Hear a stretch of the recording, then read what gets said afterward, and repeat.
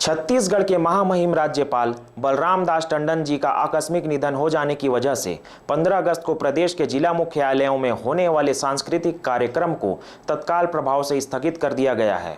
वह स्वतंत्रता दिवस पर केवल ध्वजारोहण किया जाएगा। राज्य शासन द्वारा स्वतंत्रता दिवस को परंपरागत मनाने व 15 अगस्त के अलावा शोक दिवस के अवधि में समस्त दफ्तरों व सरकारी विभागों में जहां नियमित राष्ट्रीय ध्वज फहराए जाते हैं, वहां के राष्ट्रीय ध्वज को आधे झुकाने का आदेश जारी किया गया है।